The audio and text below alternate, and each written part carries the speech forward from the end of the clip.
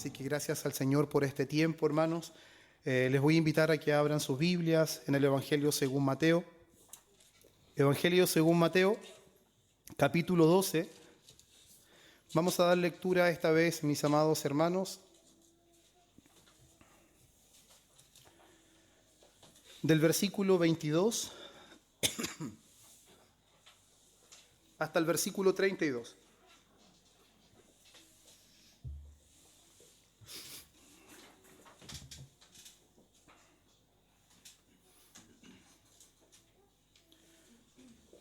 Mateo capítulo 12, versículo 22 hasta el versículo 32. Habiéndolo encontrado, hermanos, les invito a que nos pongamos en pie.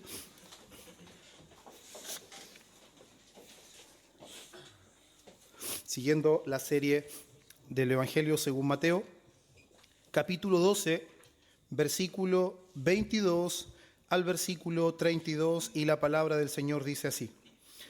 Entonces fue traído a él un endemoniado, ciego y mudo, y le sanó, de tal manera que el ciego y mudo veía y hablaba. Y toda la gente estaba atónita y decía, ¿será este aquel hijo de David? Mas los fariseos al oírlo decían, este no echa fuera los demonios, sino por Belcebú, príncipe de los demonios. Sabiendo Jesús los pensamientos de ellos, le dijo, todo reino dividido contra sí mismo es asolado, y toda ciudad o casa dividida contra sí misma no permanecerá. Y si Satanás echa fuera a Satanás, contra sí mismo está dividido. ¿Cómo pues permanecerá su reino? Y si yo echo fuera los demonios por Belcebú, ¿por quién los echan vuestros hijos? Por tanto, ellos serán vuestros jueces. Pero si yo por el Espíritu de Dios echo fuera los demonios, ciertamente ha llegado a vosotros el reino de Dios. Porque, ¿cómo puede alguno entrar en la casa del hombre fuerte y saquear sus bienes si primero no le ata? Y entonces podrá saquear su casa. El que no es conmigo, contra mí es, y el que conmigo no recoge, desparrama. Por tanto os digo, todo pecado y blasfemia será perdonado a los hombres, mas la blasfemia contra el Espíritu no le será perdonada. A cualquiera que dijere alguna palabra contra el Hijo del Hombre le será perdonado, pero al que hablare contra el Espíritu Santo no le será perdonado ni en este siglo ni en el venidero. Amén. Pueden tomar su asiento.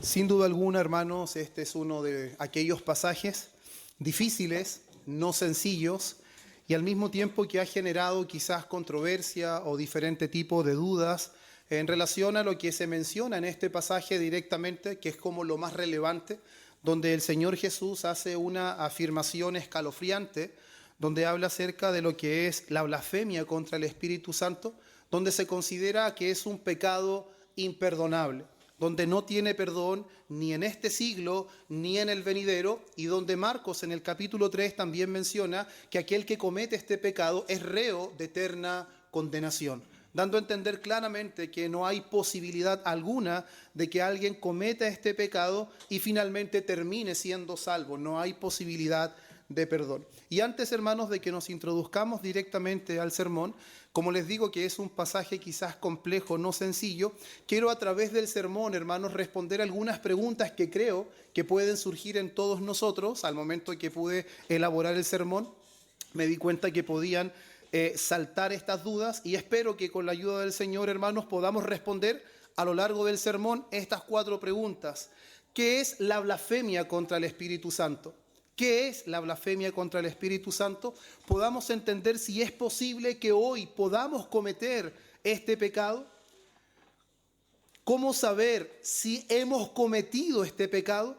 Y vamos a ver también si es lo mismo la blasfemia contra el Espíritu Santo que la apostasía que se menciona en Hebreos capítulo 6. Por lo tanto, como les decía, espero que podamos responder estas preguntas a lo largo de todo el sermón. Y una de las cosas, hermanos, importantes que nosotros debemos considerar cuando nos introducimos en este pasaje es que al leer la Biblia detenidamente, desde Génesis hasta Apocalipsis, la Escritura nos presenta claramente a un Dios que es rico en misericordia, a un Dios que es pronto para perdonar, a un Dios que es tardo para la ira. Por ejemplo, vemos claramente el caso de Adán con Eva cuando ellos pecan y lo que Dios debía hacer inmediatamente era consumirlos. No solamente muriendo espiritualmente, sino muriendo físicamente. Pero ¿qué es lo que hace Dios? Dios sentencia a la serpiente, cuya fuerza subyacente o la fuerza que está detrás de la serpiente es Satanás, pero lo que hace es que da una esperanza de redención para el hombre y la mujer. Entonces vemos claramente cómo Dios es perdonador, misericordioso y está dispuesto a perdonar el pecado de los hombres desde el principio. Vemos Éxodo capítulo 34 del versículo 6 al 7, cómo la palabra del Señor dice: Jehová, Jehová, fuerte, misericordioso y piadoso, que perdona la iniquidad, la rebelión y el pecado. Vemos Primera de Juan, capítulo 1, versículo 9, que dice: si confesamos nuestros pecados, Él, ¿quién? Dios, es fiel y justo para perdonar nuestros pecados y para limpiarnos de toda maldad. Proverbios, capítulo 28, versículo 13: el que encubre sus pecados no prosperará, mas el que los confiese y se aparta alcanzará misericordia. Hechos capítulo 3, versículo 19: arrepentíos y convertíos para que sean borrados vuestros pecados. Isaías 55, versículo 6 al 7 nos dice algo como esto: busque al Señor mientras puede ser hallado, llámelo en tanto que está cercano.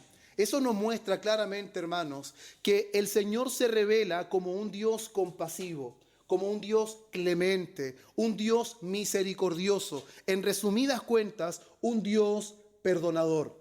Y cuando llegamos a este pasaje de Mateo capítulo 12 y nos encontramos con esta situación de una blasfemia contra el Espíritu Santo, a la magnitud que el Señor lo cataloga de imperdonable, nos surgen quizás ciertas preguntas. ¿Cómo entender esto? Si tenemos un conocimiento de un Dios tan perdonador, esto nos puede hacer pensar que quizás la gracia del Señor o la misericordia del Señor tiene límites.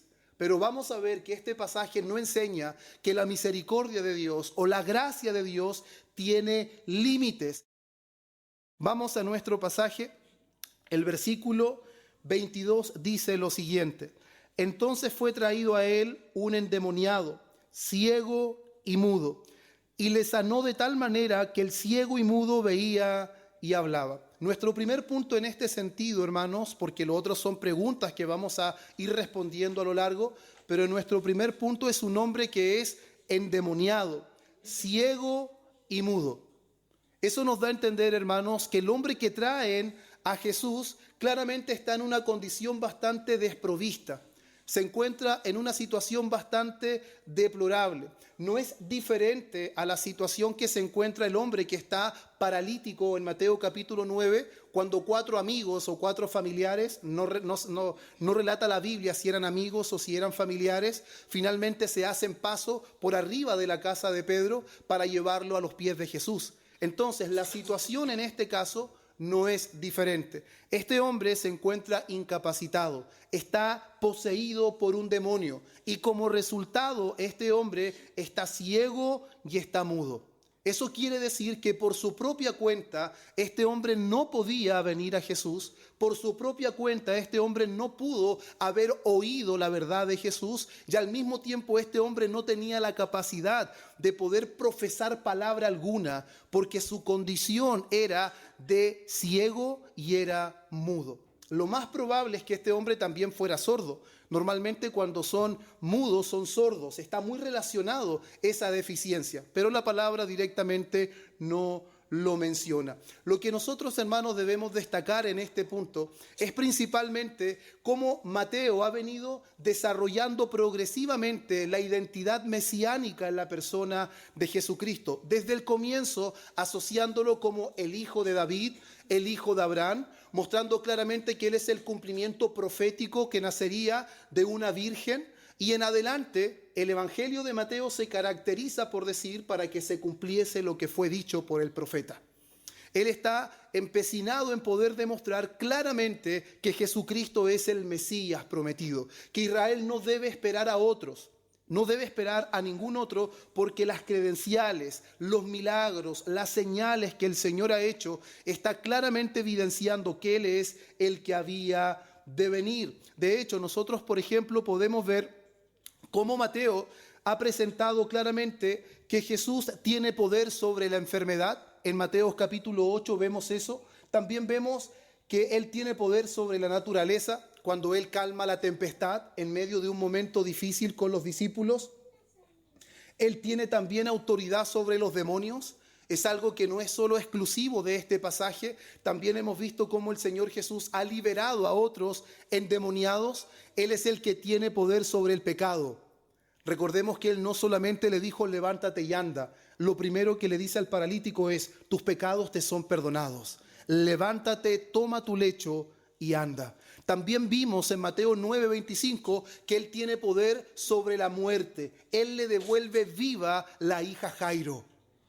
¿Esto qué nos hace ver, hermanos? Que lo que estamos viendo ahora en este capítulo 12 no es un hecho aislado, no es una sanidad, no es un milagro, no es una liberación demoníaca en las cuales los que están presenciando no lo han visto o que los líderes religiosos desconocen por completo. No, claramente Mateo ha venido dejando claro que todas estas sanidades, todas estas liberaciones, el poder sobre la naturaleza, el poder sobre el pecado y el poder sobre la muerte sitúan a Cristo como el cumplimiento del Mesías prometido.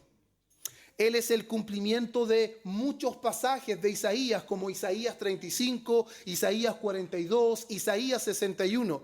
Él es el escogido de Jehová. Él es el siervo sobre el cual está presente y está en plenitud el Espíritu del Señor.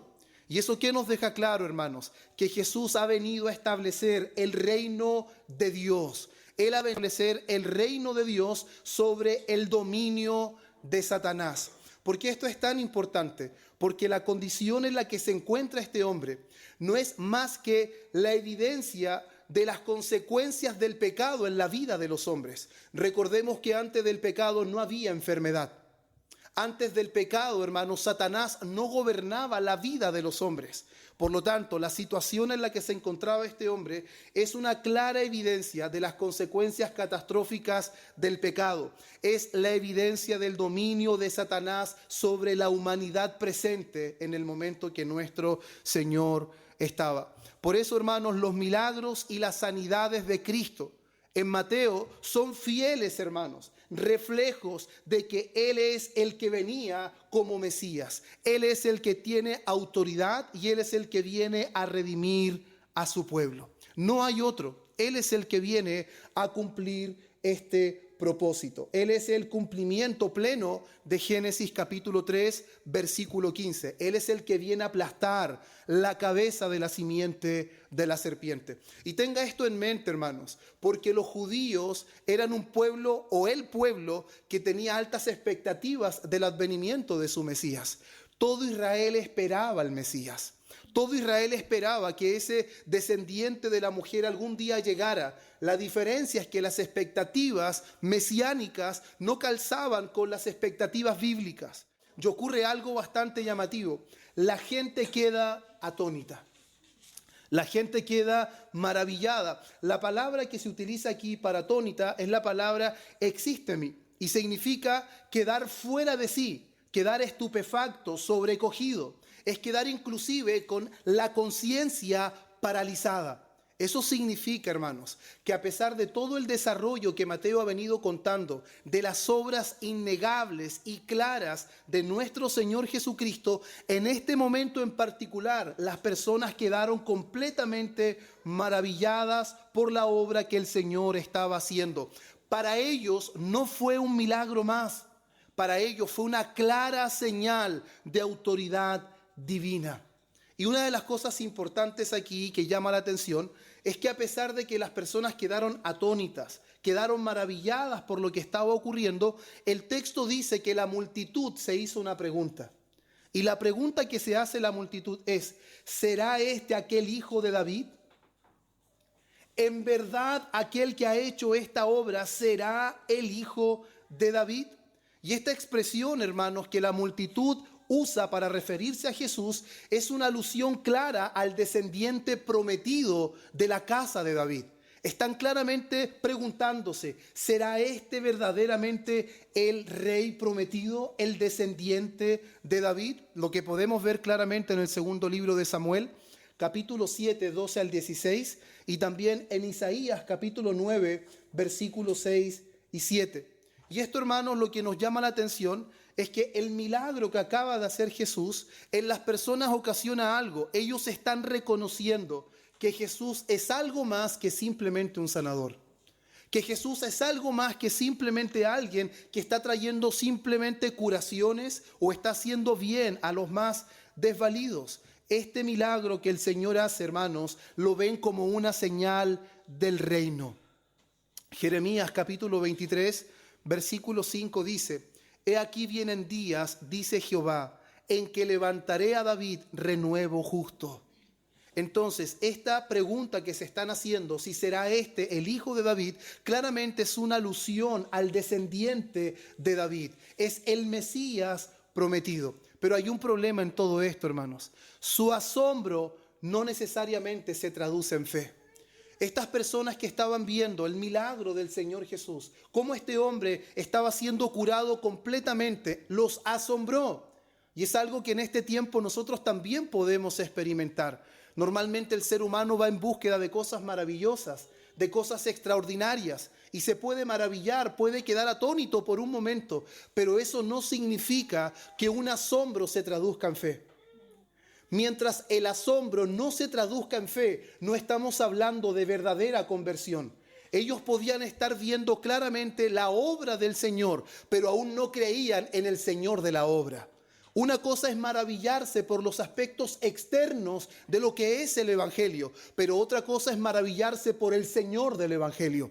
Y ellos aún no podían ver quién era la persona que estaba haciendo estas obras. Ellos solo veían, de alguna manera sus sentidos fueron deslumbrados, de alguna manera su mente empezó a procesar: ¿será este verdaderamente el hijo de David? ¿Será verdaderamente el Mesías prometido?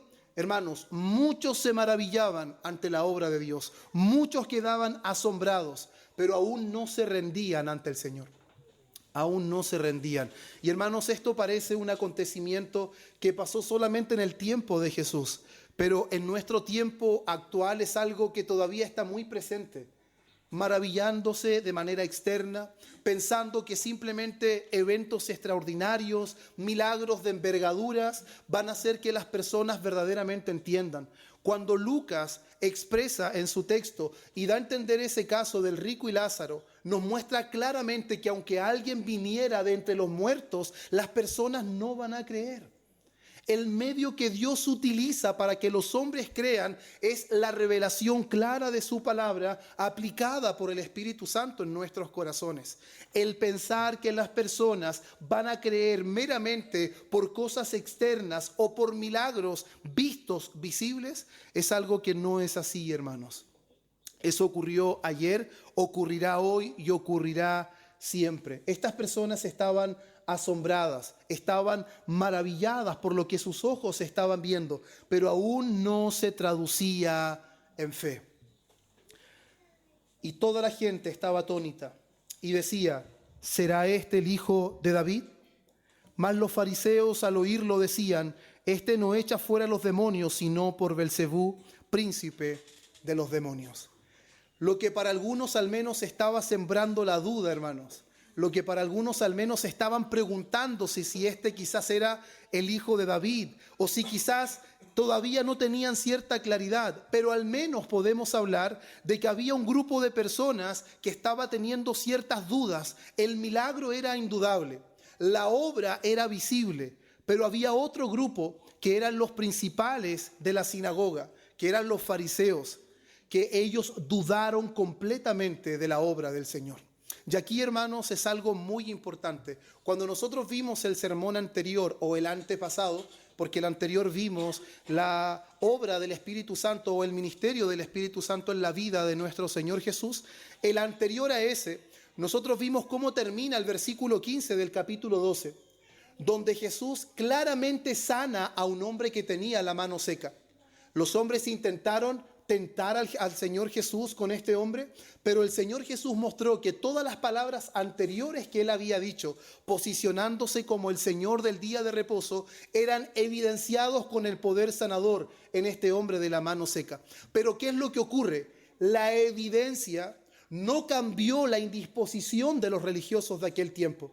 Aún más, al ver al hombre de la mano seca sanado, ¿qué es lo que hicieron? Ahora se unieron a otro grupo para poder destruir al Señor Jesús. Eso es algo muy importante a tener en consideración, porque la evidencia, hermanos, es algo abrumante en todo el relato de Mateo.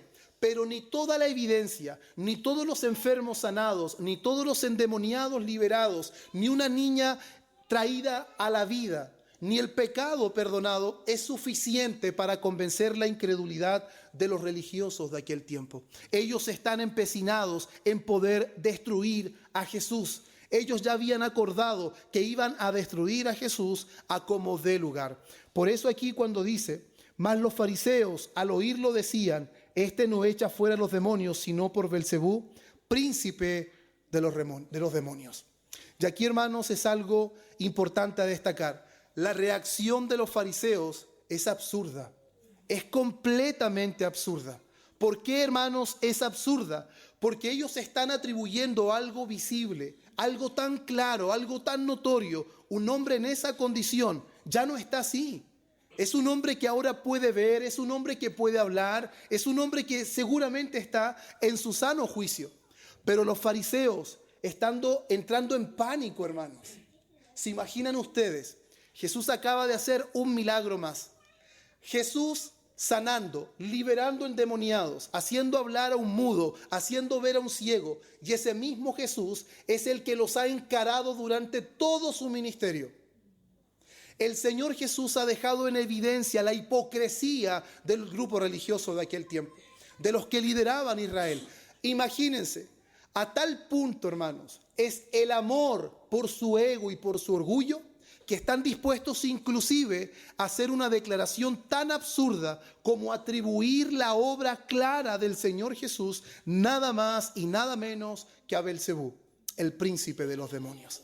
Y eso es algo, hermanos, que es terrible, porque esto deja en evidencia la perversión, hermanos, del juicio espiritual que hicieron estos hombres de aquel tiempo. Atribuyeron al diablo lo que había sido hecho por el Espíritu Santo.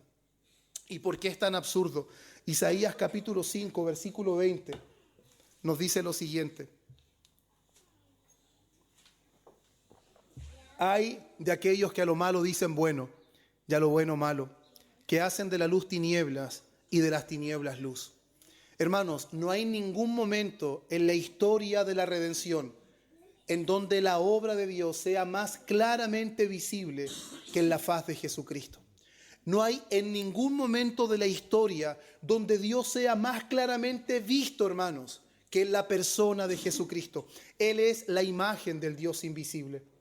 Él es la imagen misma de su sustancia. En Él habita corporalmente toda la plenitud de la deidad. Por lo tanto, los fariseos, al hacer esta aseveración, lo que están haciendo es que están pecando contra la mayor luz que jamás el mundo había tenido. Nunca el mundo había tenido tanta luz como en el momento que Jesús tenía su ministerio terrenal. Por lo tanto, el cumplimiento pleno de este ay, de lo que los buenos le llaman malo, ya la luz toman por tinieblas y las tinieblas por luz, tiene cumplimiento en estos hombres religiosos. Y es importante considerar, hermanos, que esta acusación no surge de la ignorancia. Los hombres que están acusando a Jesús no son hombres ignorantes, son hombres que han endurecido su corazón. Son hombres que, a pesar de toda la evidencia, de todo lo que han visto con sus ojos, de todas las obras que el Señor Jesús ha hecho, es como bien lo mencionó un día Juan Calvino. Él dice, este pecado que ellos están cometiendo no procede de debilidad o de error, sino de una malicia consciente que llama a la luz tinieblas. Estos hombres, al atribuirle que lo que Jesús estaba haciendo es por obra de Belcebú, El príncipe de los demonios, Belcebú, amados hermanos, era una palabra que desciende de Baal Zebú, que significa señor de las moscas, y era un título muy despectivo que se le entregaba a Satanás. Y los fariseos, hermanos, al afirmar que Jesús está actuando con poder satánico, ellos están invirtiendo completamente la realidad espiritual. Lo que ellos están diciendo, hermanos, en ese momento, es que el Santo de Dios, el Hijo de Dios, el siervo del Altísimo, es llamado siervo del diablo. Lo que ellos están diciendo en ese momento, que lo que Jesús está haciendo claramente delante de sus ojos, ellos lo están llamando obra de Satanás. Mire lo que nos dice Juan capítulo 8, versículo 47. El que es de Dios, las palabras de Dios oye. Por esto no las oís vosotros, porque no sois de Dios. En ese momento, hermanos, estos hombres están dejando en evidencia algo bastante complejo, de que ellos no están dispuestos a reconocer la clara obra del Señor Jesús. Ellos no están dispuestos a reconocer de que en realidad lo que Jesús está haciendo es verdad, que Dios está con él, que es Dios el que está haciendo todas estas obras por medio de Jesucristo. Ellos no están dispuestos a dejar su orgullo religioso, no están dispuestos a dejar su posición delante de Israel, no están dispuestos a ceder, no están dispuestos a arrepentirse. Ellos no están negando el milagro, pero ellos están negando la fuente. Ellos no están negando el milagro porque es un milagro evidente, pero están diciendo que la fuente por la cual el Señor Jesús lleva a cabo este milagro no es Dios, sino Satanás. Qué terrible, hermanos. Qué terrible llegar a esta conclusión de que las obras que el Señor Jesús está haciendo no son obras de Dios, sino que son obras del mismo diablo. Y esto, hermanos, lo decían directamente, no porque no pudieran tener claridad de lo que el Señor estaba haciendo, sino más bien porque su orgullo religioso era mucho mayor que estar dispuestos a reconocer en humildad que el que estaba frente a ellos era el que había sido prometido por tanto tiempo. El orgullo religioso les estaba cegando la mirada. No podían ver el mayor resplandor de luz que la humanidad había visto desde que la humanidad existe. Hermanos, estos hombres pecaron contra la mayor luz. Ellos pecaron donde Dios estaba plenamente siendo visto por el Hijo. Nunca nadie en la humanidad, ni antes de Jesús, ni después de Jesús, podrá decir: el que me ha visto a mí, ha visto al Padre. Nadie podrá decir: yo y el Padre uno somos. Nunca nadie podrá hacer esa afirmación. Eso es algo que solamente el Señor Jesús pudo hacer. Y estos hombres pecaron contra esta gran luz. Pero esta afirmación que ellos hicieron, hermanos, es una afirmación inconsistente, es una afirmación absurda, y el Señor Jesús no va a dejar sin respuesta esta acusación. Versículo 24 dice: mas los fariseos al oírlo decían: este no echa fuera los demonios, sino por Belcebú, príncipe de los demonios. Sabiendo Jesús los pensamientos de ellos, les dijo: todo reino dividido contra sí mismo es asolado, y toda ciudad o casa dividida contra sí misma no permanecerá. Y Satanás, si Satanás echa fuera a Satanás, contra sí mismo está dividido. ¿Cómo pues permanecerá su reino? El Señor Jesús da una respuesta, hermanos. Y el argumento que el Señor Jesús da a esta acusación es un argumento racional. Un reino no puede mantenerse en pie si está dividido contra sí mismo. Y en esta respuesta, hermanos, el Señor demuestra la incoherencia de esta acusación. Todo reino dividido contra sí mismo es asolado. ¿Qué pasaría, hermanos, si Satanás expulsa a Satanás? Su reino se autodestruye. Estaríamos hablando como de un suicidio. Es como que Satanás está atentando contra él mismo. Por lo tanto, hermanos, el mal no puede expulsar al mal. Lo que Jesús está diciendo, la acusación que ustedes están haciendo, es tan absurda como decir de que Satanás está atacando a Satanás. Pero Jesús les va a dejar en claro algo, que hay solo dos fuerzas que están por encima de todas las fuerzas en este mundo. Que está la fuerza de Satanás, que es un ser angelical, celestial, y está la fuerza de Dios por encima de todas. Entonces, la única manera de que el poder de Satanás esté siendo desbaratado, la única manera de que el poder de Satanás esté siendo enfrentado es que un poder superior esté presente. De que un poder mayor al poder de Satanás esté presente en ese momento. Es por eso, hermanos, que la respuesta de Jesús revela que el conflicto, lo que está sucediendo, no es un conflicto interno del mal. Reitero, Satanás no se está autodestruyendo, sino, hermanos, es entre el reino de Dios y el reino de las tinieblas. Lo que Jesús está mostrando es que en ese momento está dándose el lugar propicio para que el reino de Dios deje en evidencia que está presente, y cuando el reino de Dios está presente, el reino de las tinieblas retrocede. Claramente la afirmación que ellos hicieron es absurda. Amós capítulo 3, versículo 3 dice: ¿andarán dos juntos si no estuvieren de acuerdo? ¿Será posible que Satanás eche fuera a Satanás? ¿Será posible que Satanás esté interesado en sanar a un ciego? ¿Será posible que Satanás esté interesado en restaurar un hombre que está completamente destruido y dañado por los efectos del pecado y por la obra de Satanás en su vida? Eso es completamente inconsecuente, amados hermanos. Es por eso que es importante que nosotros ya vayamos viendo cómo se va presentando este panorama, cómo la situación del hombre en la que se encuentra, la acusación de estos hombres. La multitud está atónita, está dudando si es o no es quizás el que había de venir, pero hay un grupo que no tiene ninguna duda. Hermanos, y la duda que se genera en los fariseos no se genera solamente en ese momento. Es una duda que viene hace mucho tiempo atrás. Ellos han visto claramente las obras del Señor Jesús. Ellos han visto claramente las credenciales que lo autentifican como el Mesías, pero están resueltos a algo. Y esto es importante, hermanos, que vaya quedando en nuestra mente. El pecado imperdonable lo vamos a ir viendo que no tiene que ver con la incredulidad en un momento determinado, sino que está asociada directamente con la resolución de incredulidad a pesar de la evidencia bíblica clara y notoria, hermanos.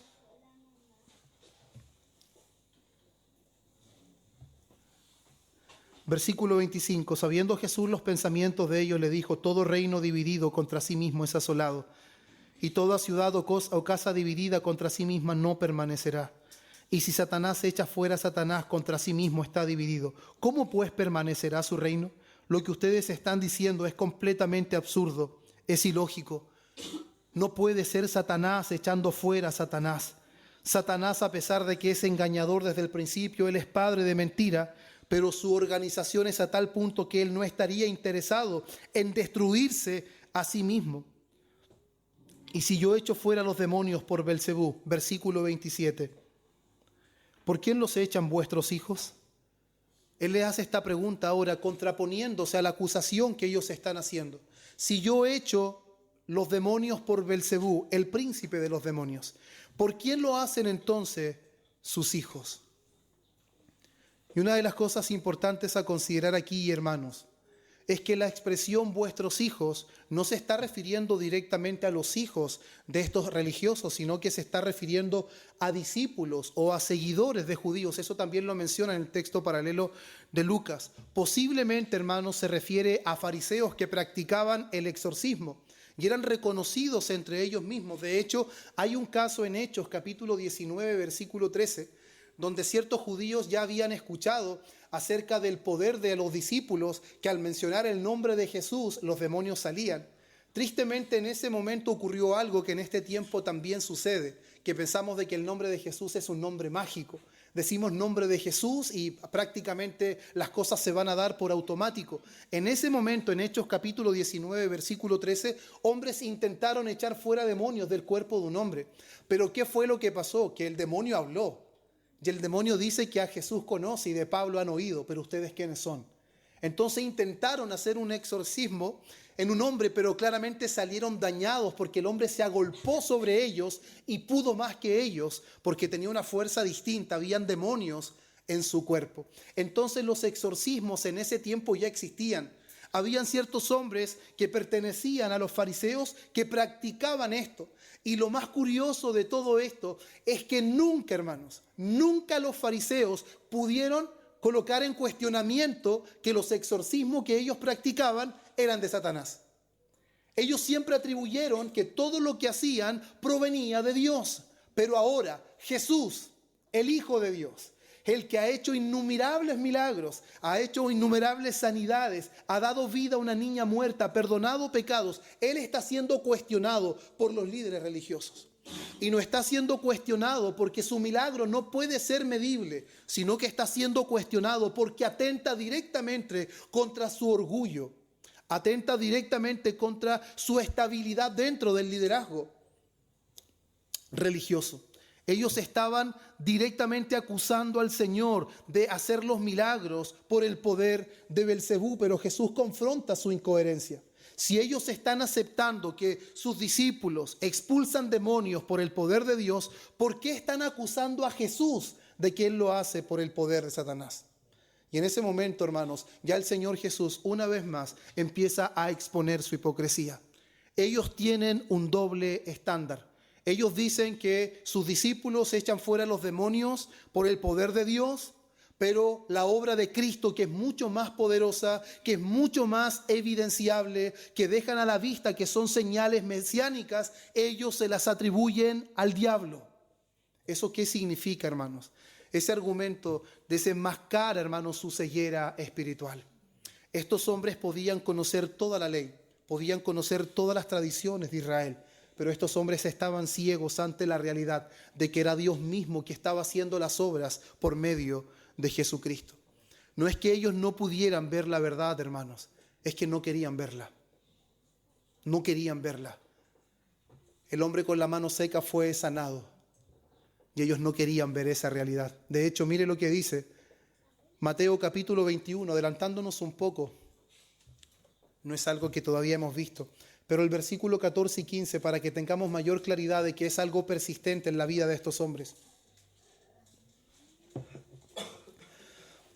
Versículo 14 y 15 dice: vinieron a él en el templo ciegos y cojos y los sanó. Pero los principales sacerdotes y los escribas, viendo las maravillas que hacía, ya los muchachos aclamando en el templo y diciendo: Hosana al Hijo de David, ¿qué hicieron? Se indignaron. Se indignaron, hermanos. Vieron las sanidades, vieron claramente las maravillas que el Señor hacía, pero en vez de caer rendidos ante esta verdad, se indignaban.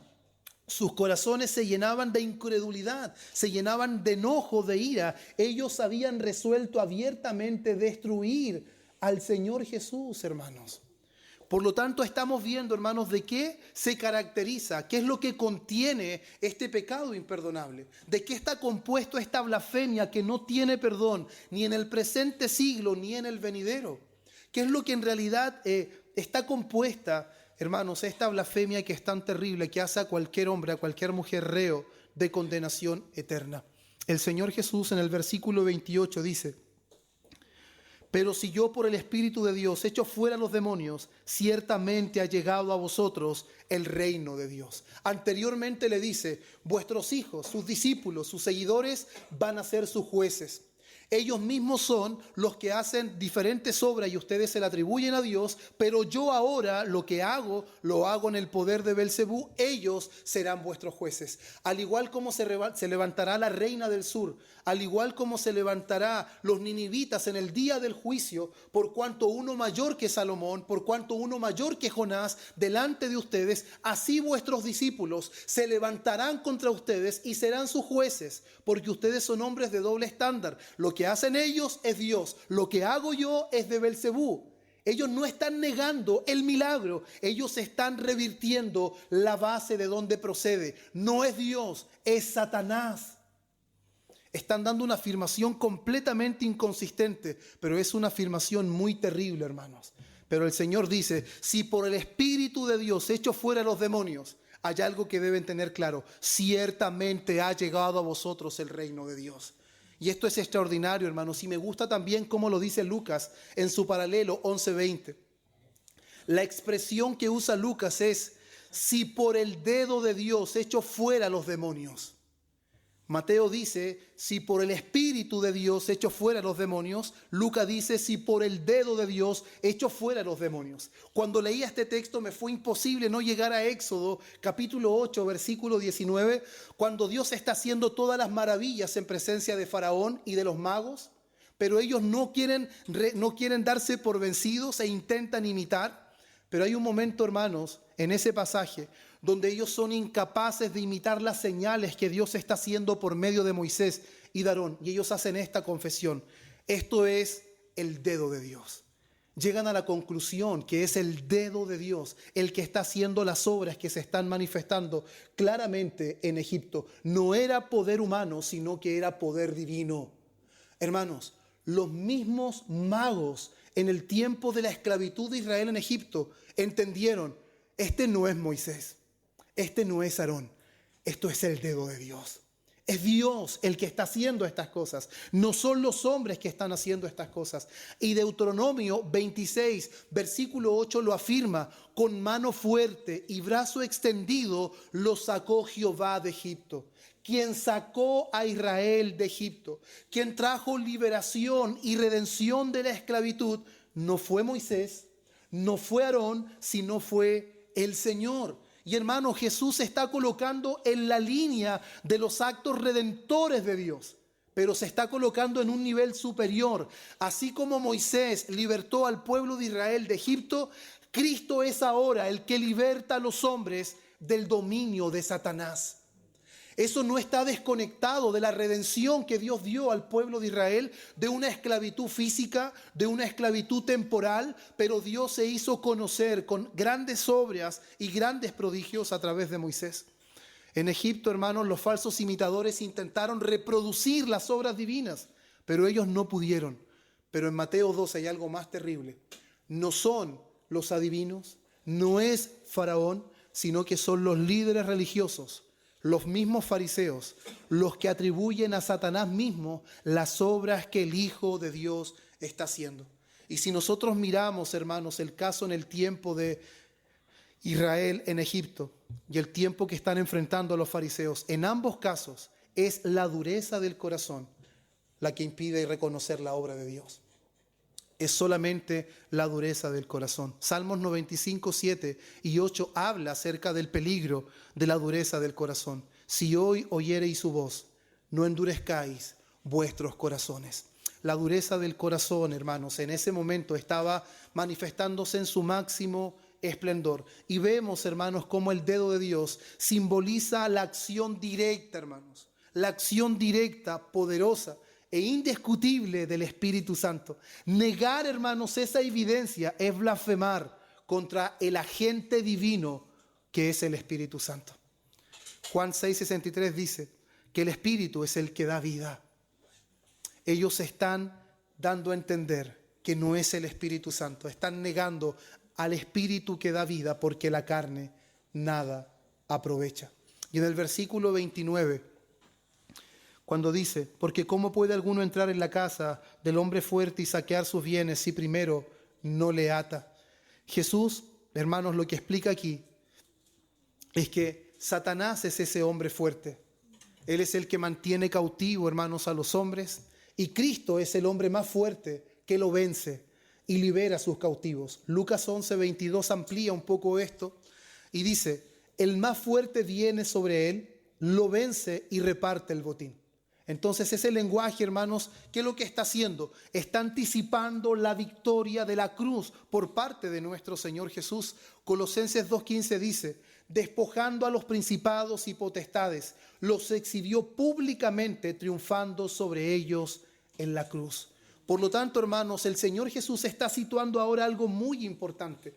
Lo que ustedes están diciendo es tan inconsistente. Satanás no está contra Satanás. Lo que ustedes están viendo es la llegada del reino de Dios. Lo que ustedes están viendo es el poder divino contra el dominio de Satanás, pero ustedes, con la dureza de su corazón, con la obstinación de su corazón, están dispuestos inclusive a tergiversar esto y atribuir la obra clara del Espíritu Santo, atribuírsela a Satanás. A tal punto estaba la dureza del corazón, la obstinación, la malicia de estos hombres, es que la clara evidencia del poder de Dios estaba siendo menospreciada. Estaba siendo completamente menospreciada. Y es aquí, hermanos, en donde nos acercamos al versículo 30 y versículo 32, donde se encontramos el núcleo de este tema, hermanos, donde el versículo 30 dice: el que no es conmigo, contra mí es, y el que conmigo no recoge, desparrama. ¿Qué es lo que hace Jesús aquí, hermanos? Jesús establece una línea divisoria absoluta. Hay una línea divisoria absoluta. Cada persona, hermano, frente al testimonio del Espíritu Santo que está dando de Cristo, se ubica en uno de los dos lugares del reino: el reino de Dios o el reino de las tinieblas. No existe un lugar neutro, hermanos. Es imposible ser pasivos cuando se trata de la persona de Jesucristo, cuando se trata de la obra del Espíritu Santo. No hay terreno neutral. Mateo 6:24, nadie puede servir a dos señores. Juan 3:36, el que cree en el Hijo tiene vida eterna. El que rehúsa creer no tiene la vida, sino que la ira de Dios está sobre él. No existe un terreno neutral, hermanos, cuando se trata de la persona de Cristo. O le rendimos plena lealtad a nuestro Señor y estamos dispuestos a enfrentar las diferentes dificultades que vamos a vivir por causa de Cristo, o estamos del terreno contrario. O estamos con Él o estamos contra Él. O recogemos con Él o solamente estamos desparramando. Eso es lo que el Señor está diciendo en este pasaje. Y eso es lo que está dejando en evidencia, que los pensamientos, las murmuraciones de estos hombres, las acusaciones que están haciendo, solo están dejando en evidencia que ellos no son parte del reino de Dios. Que ellos no son parte de los hijos del Señor, porque si fueran hijos del Señor, ellos recibirían la palabra, ellos amarían la palabra y estarían rendidos ante el Señor. Y hermanos, el versículo siguiente: el que no es conmigo, contra mí es, y el que conmigo no recoge, desparrama. Por tanto os digo, todo pecado y blasfemia será perdonado a los hombres, mas la blasfemia contra el Espíritu Santo no será perdonado. En este texto hay dos cosas, una maravillosa y una escalofriante. La primera, que es maravillosa, hermanos, que es extremadamente, muestra la bondad del Señor, dice: todo pecado y blasfemia será perdonado a los hombres. Que es lo que encontramos aquí, hermanos. Jesús reafirma la inmensidad de la gracia divina. Persecuciones, negaciones, blasfemias, todas pueden ser perdonadas. Hermanos, nosotros encontramos en la Biblia que Dios ha perdonado adulterios, homicidios, blasfemias. Pedro lo negó. El mismo apóstol Pablo dice que en otro tiempo él fue blasfemo. Hermanos, él perdonó todo tipo de pecados. Entonces es ahí cuando nosotros vemos si el carácter de Dios es tan perdonador. Y el mismo Señor dice que todo pecado y blasfemia será perdonado a los hombres. Y es el testimonio claro que vemos en toda la Escritura. De hecho, nosotros somos el ejemplo vívido, hermanos, de que la gracia del Señor es sin límites. Es por causa de que la gracia del Señor no tiene límites que nosotros estamos en Cristo. Porque es la gracia del Señor la que perdonó nuestros pecados, porque ninguno vino al Señor sin pecado. Recordemos lo que el apóstol Pablo dice en 1 Corintios 6. 1 Corintios 6.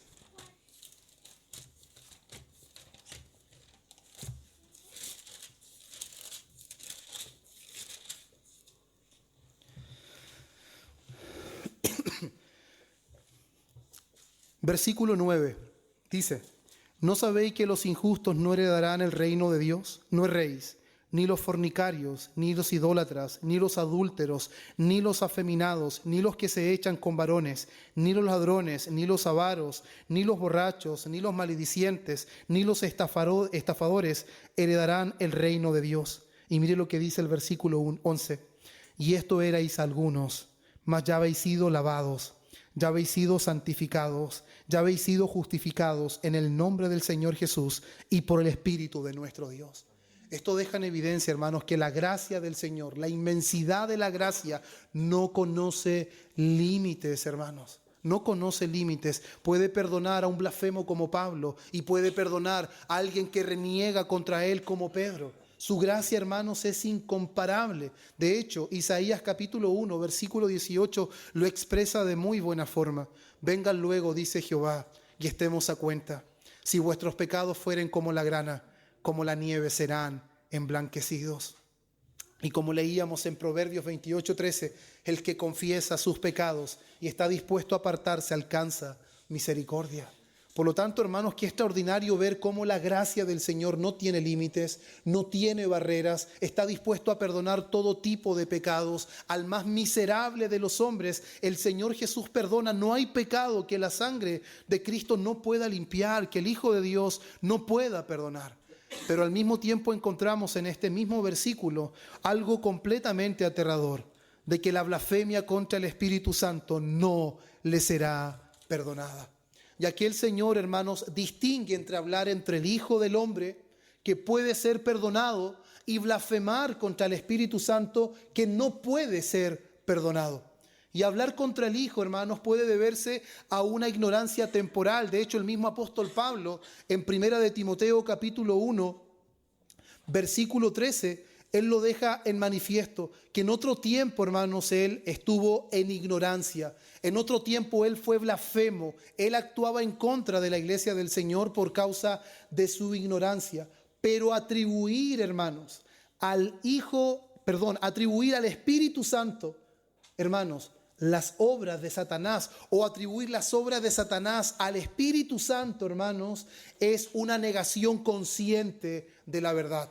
Estos hombres no carecen de conocimiento, estos hombres no carecen de evidencia, estos hombres son muy entendidos, sus ojos estaban bien abiertos a la hora que determinaron atribuir a Satanás las obras claras del Espíritu Santo hechas por el Señor Jesús. Por eso ellos son el claro cumplimiento del ay de que lo malo le dicen bueno, ya lo bueno malo. Ellos llamaron claramente Satanás a las obras de Jesús, a pesar de que Satanás no puede echar fuera a Satanás y a pesar de que atribuían a Dios las obras que hacían sus propios discípulos. Hermanos, y esto también lo expresa Hebreos capítulo 10, versículo 26.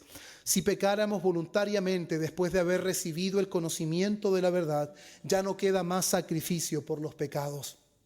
¿Esto qué significa, hermanos? Que la blasfemia contra el Espíritu Santo es el rechazo deliberado y final de su testimonio acerca de Cristo. Es un endurecimiento tal que el hombre ya no puede arrepentirse porque ha rechazado a la gente mismo de arrepentimiento. Ya no hay más forma, hermanos, para ello, como explica de buena manera R.C. Sproul.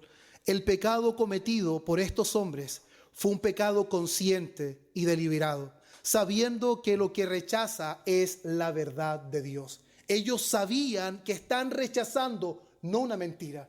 Ellos sabían que el milagro no lo hizo Satanás. Ellos sabían que el milagro lo hizo Dios a través de Jesús, pero a pesar de su pleno conocimiento, ellos atribuyeron a Satanás las obras de Jesús para beneficiar su propia vida.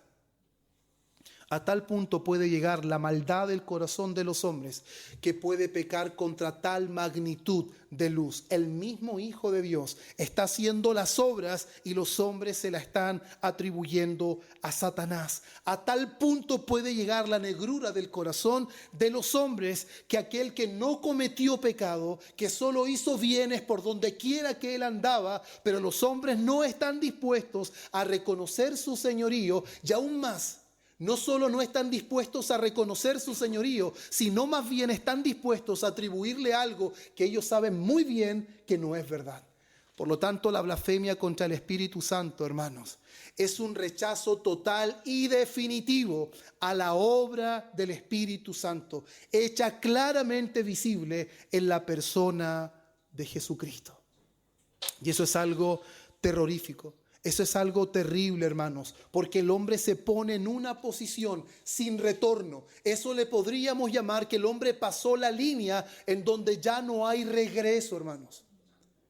Una persona que llega a esa situación, de a pesar de la evidencia y del claro testimonio del Espíritu Santo por la vida de Jesús, a pesar de ver los milagros, la autoridad, la gracia, hermanos, Mateo viene diciendo que Él es el que enseña como quien tiene autoridad. Él es el que sana todo tipo de enfermedad. No hay demonio que pueda resistirse a la voz del Señor Jesús. La muerte no lo resiste.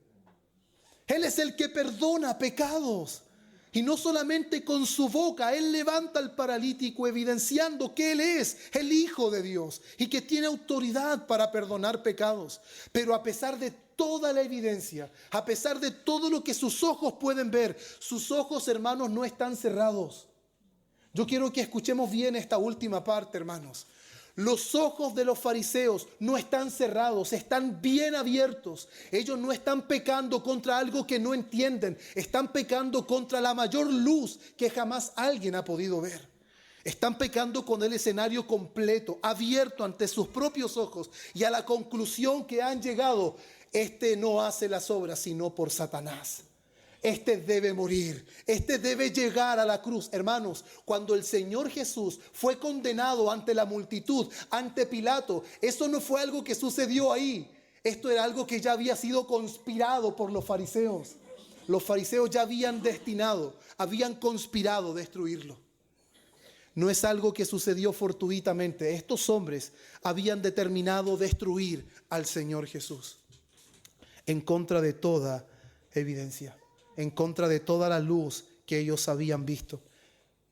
Una ciudad que estaba sentada en tiniebla vio gran luz. Él es el cumplimiento pleno de esas profecías. Nunca este mundo vio más luz que cuando la luz verdadera vino a este mundo. Él es la luz verdadera, hermanos. Y los hombres amaron más las tinieblas que la luz. Pero en este lugar, hermanos, en este momento, estos hombres llegaron a un momento sin retorno, a un lugar sin salida. Estaban atribuyendo la clara obra del Espíritu Santo a Belcebú, el príncipe de los demonios. Y aquí, hermanos, es donde nosotros entregamos o encontramos, hermanos, la realidad de este pecado. Y es como, hermanos, vemos que el autor de Hebreos en el capítulo 6, versículo 4 y 6, aparentemente nos está hablando de la misma situación, porque nos habla de quienes fueron iluminados, de quienes gustaron el don celestial, participaron del Espíritu Santo y recayeron. Y es importante, hermanos, que consideremos de manera muy rápida que lo que está hablando el escritor de Hebreos no se está refiriendo a creyentes verdaderos que pierden la salvación, sino está hablando de personas que fueron testigos de la verdad. Fueron personas que fueron testigos y rechazaron de manera consciente la verdad. Es como dice 2 de Timoteo 3:5, tuvieron apariencia de piedad, pero negaron la eficacia de ella. Por eso, hermanos, ambos pecados, tanto la apostasía que se menciona en Hebreos 6:4, de personas que pudieron visiblemente ver la obra del Espíritu Santo, ellos fueron testigos visibles, hermanos, del Evangelio. Aún así ellos rechazaron, ellos resistieron y finalmente apostataron y negaron lo que por un tiempo ellos mismos habían abrazado, hermanos. Por eso la blasfemia contra el Espíritu Santo fue un acto, hermano, histórico cometido por los líderes religiosos de Israel al atribuir las obras del Espíritu Santo a Satanás durante el ministerio público de nuestro Señor Jesús. Ahora creo, hermanos, y ya estamos bien en el tiempo, vamos terminando con esta parte. Una de las cosas que decíamos al principio era responder qué es lo que es la blasfemia contra el Espíritu Santo. Y espero que haya podido quedar claro, hermanos, que la blasfemia contra el Espíritu Santo finalmente es un rechazo total y definitivo por la obra clara del Espíritu Santo mediante la vida de nuestro Señor Jesús. Y claramente, hermanos, esta blasfemia contra el Espíritu Santo, la pregunta es, ¿podemos nosotros en este tiempo cometer este pecado imperdonable? ¿Un creyente o una persona en este tiempo puede llegar a cometer este pecado? Y es importante responder esto, hermanos, y espero que lo entendamos de buena manera. Creo personalmente, y también muchos hombres a lo largo de la historia han afirmado esto, que en este tiempo es imposible cometer el pecado imperdonable.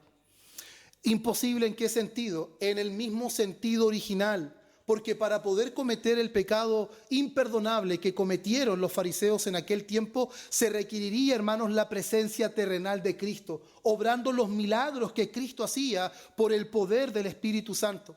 Pero ojo, independiente, a pesar de que no podemos cometer ese pecado original en el sentido de la blasfemia contra el Espíritu Santo, el principio moral sí permanece. El principio moral de la blasfemia o de la incredulidad persistente sí permanece cuando alguien rechaza, hermanos, con plena luz la obra del Espíritu y endurece su corazón. Ahora, si alguien viene a la iglesia y participa un tiempo y parece que es un creyente y luego se va de la congregación, se va al mundo, ¿nosotros podríamos aseverar que es un apóstata? ¿Podríamos afirmar que estamos hablando de alguien que quizás no está cometiendo la blasfemia contra el Espíritu Santo que cometieron los fariseos, pero que sí está siendo un apóstata, que está negando en pleno conocimiento y conciencia contra la verdad? Sería muy complejo, hermanos, que nosotros podamos acusar a alguien de apostasía porque estuvo un tiempo con nosotros y luego se fue al mundo. Pero si hablamos de alguien que tiene 10 o 15 años estando en la congregación, es una persona estudiosa, fue una persona devota, fue una persona que utilizó lugares prominentes dentro de la iglesia y después de esa cantidad de tiempo se va al mundo y ahora reniega la fe que en otro tiempo abrazaba, posiblemente podríamos estar hablando de un apóstata, de alguien que se endureció a tal punto que recayó, que ya no hay posibilidad de arrepentimiento, no porque la gracia del Señor tenga límites, sino porque el corazón del hombre llegó al límite del endurecimiento. No es porque la gracia de Dios no pueda rescatarlo, es porque la gracia de Dios ahora ya no está disponible para él, sino que lo entregó directamente a su dureza de corazón. Es Dios el que entrega a los hombres a su pecado. Y el hombre puede llegar a un punto, hermanos, en donde endurece a tal magnitud su corazón que llegó a un lugar sin retorno. Llegó a un lugar sin retorno. Y creo que en este tiempo hemos presenciado, hermanos, apostasías. Hombres que pensábamos que eran hijos del Señor, que servían al Señor, pero que lamentablemente hoy día reniegan al mismo Señor que en otro tiempo enseñaban y que en otro tiempo abrazaban por la fe.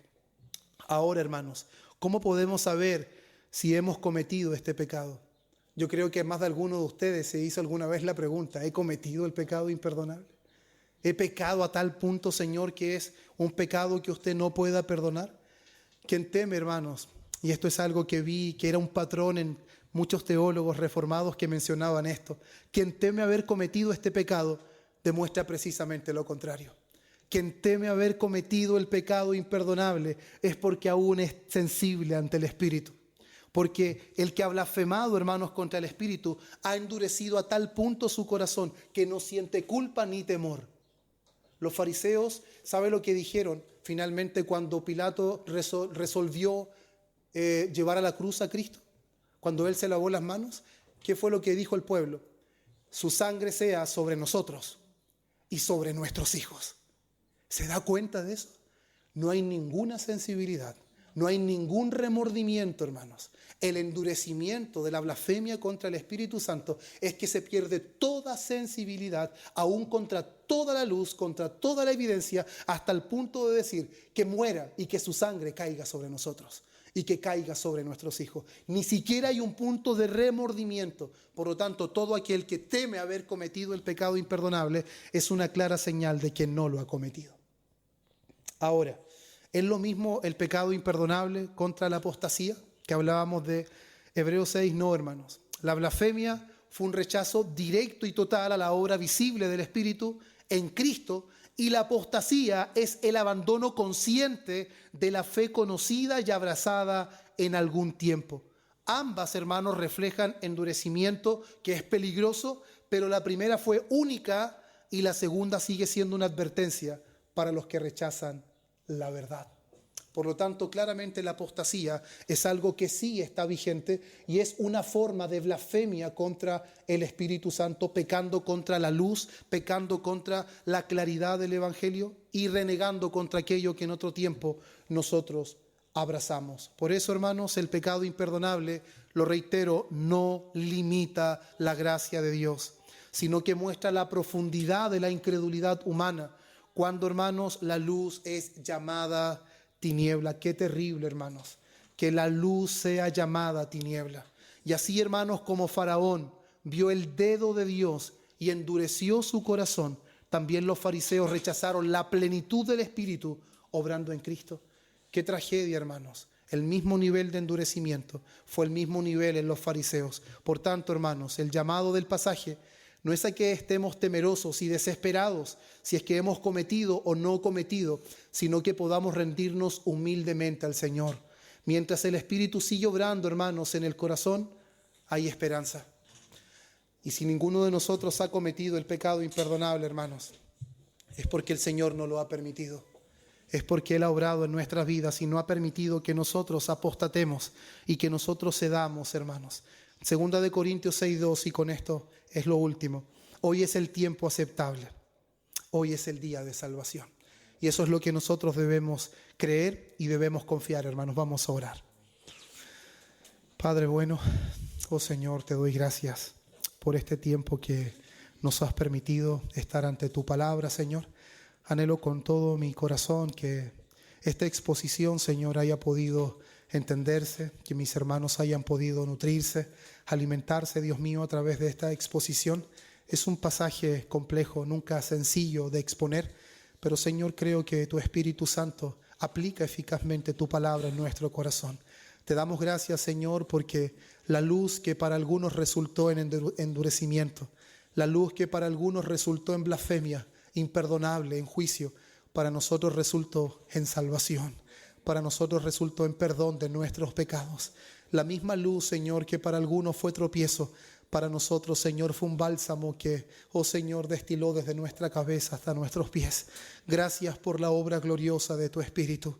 Gracias por ese perdón gratuito, inmesurable, oh Señor, de tu gracia bendita en nuestras vidas. Oh Dios, que tu gracia fluya siempre en nuestro corazón y que podamos, Señor, estar agradecidos, porque si no hemos blasfemado a tal punto, si no hemos sido perseguidores, si no hemos sido, Señor, transgresores a tal magnitud, es porque tu gracia nos ha guardado hasta este día. Ayúdanos, Señor, para que siempre tu palabra alumbre en medio de nuestra oscuridad y para que, Señor, a pesar de que el mundo entero esté bajo el maligno, nosotros podamos profesar abiertamente que tu gracia ha impactado nuestro corazón. A ti te damos la gloria, Señor, y la honra en el nombre precioso de Cristo. Amén y amén.